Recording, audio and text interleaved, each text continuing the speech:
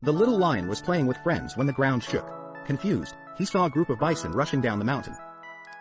The frightened lion ran away, only to be surrounded by bison that could trample him at any moment.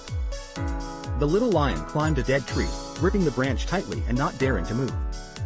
Luckily, his father, the Lion King, spotted him and hurried along the cliff. He soon reached the little lion, lifted him up, and placed him on the safe stone wall. He was unexpectedly knocked down by the buffalo. The little lion watched his father but couldn't help. The Lion King jumped onto the stone wall and climbed up step by step with all his strength. He soon reached the cliff's top, where his younger brother appeared before him. The Lion King pleaded with his younger brother for help, but the brother remained silent. He slapped the lion brother down with a slap. This scene happened to be seen by the Lion King's son Simba. The Lion King never thought that he would be murdered by his own brother until his death. Simba came to his father and used his claws till he touched his father and wanted him to wake up because in Simba's heart, his father was his only one. How could he survive without his father? Uncle Scar arrived, revealing that this was his plan all along, as he believed the Lion King was rightfully his and took charge of it.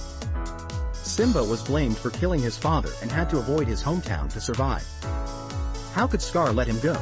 He sent hunting dogs to find Simba. During the chase, Simba couldn't stop and fell off a cliff.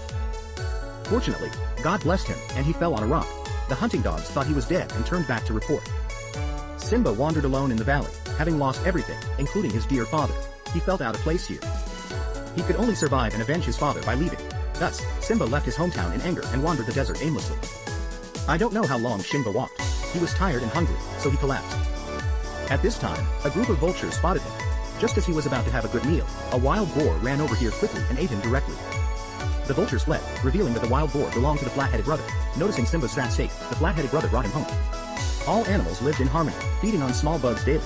Simba, who disliked bugs, had to conform to local customs to survive. Time passed quickly.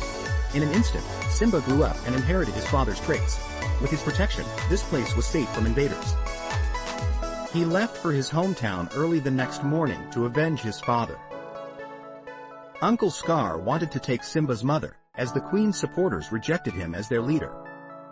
In order to establish his authority, Scar took the opportunity to kill the Queen. Only when the Queen died could he truly become the king of the world. Simba was apathetic during the crucial moment. A roar frightened Scar into retreat. The Queen was shocked to see Simba. She never dreamed that her son was still alive. Are you still alive? How is this possible? I am your mother. A duel between Lion Kings started, marking the beginning of an unprecedented war. Even the flat-headed brother arrived to assist. Flames and lions surrounded Scar, who realized the hopelessness of his situation and attempted to flee. However, Simba spotted him and quickly pursued. Simba's hatred for killing his father was intense. How could he let Scar go easily? Scar, seeing no escape, resorted to self-torture. As your only uncle, I was spared this time. He also mentioned that the hound forced all this. Simba, being kind-hearted, chose not to harm his uncle, as they were related by blood, and decided to let him go. He had to leave forever. Scar, unchanged, attacked Simba, causing him to abandon his uncle. He slapped him in the face and knocked him off the cliff.